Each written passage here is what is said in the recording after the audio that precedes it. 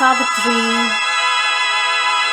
Book 1, The Book of Beginnings, Canto 5, The Yoga of the Spirit's Freedom and Greatness, page 78. Here, even the highest rapture time can give is a mimicry of ungrasped beatitudes, a mutilated statue of ecstasy, a wounded happiness that cannot live, a brief felicity of mind or sense thrown by the world power to her body's slave, or a simulacrum of enforced delight.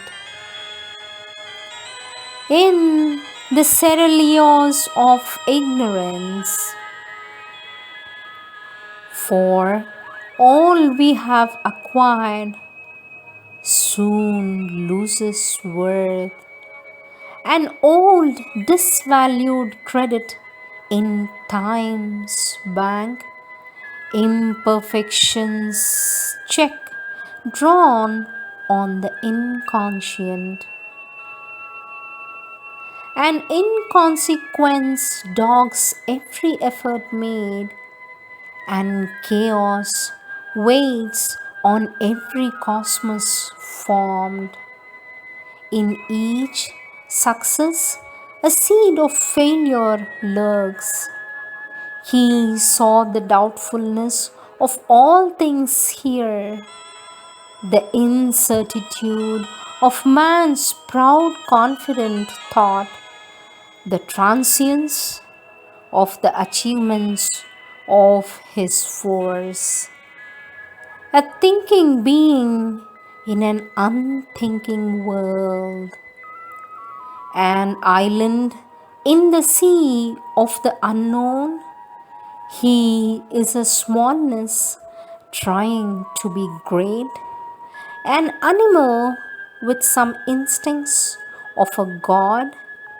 His life, a story too common to be told. His deeds, a number summing up to naught. His consciousness, a torch lit to be quenched.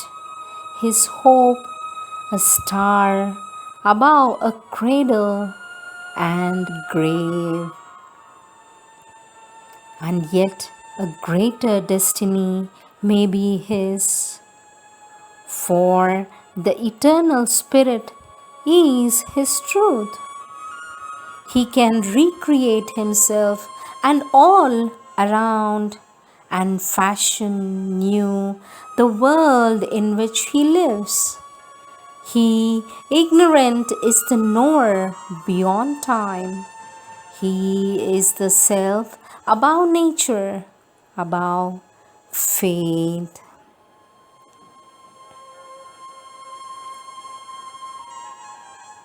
His soul retired from all that he had done.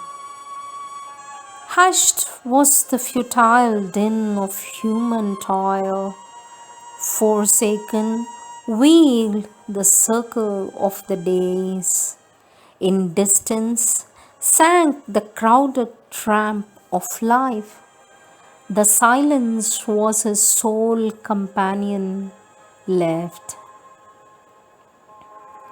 Impassive, he lived immune from earthly hopes, a figure in the ineffable witness shrine, pacing the vast cathedral of his thoughts, under its arches dim with infinity, and heavenward brooding of invisible wings.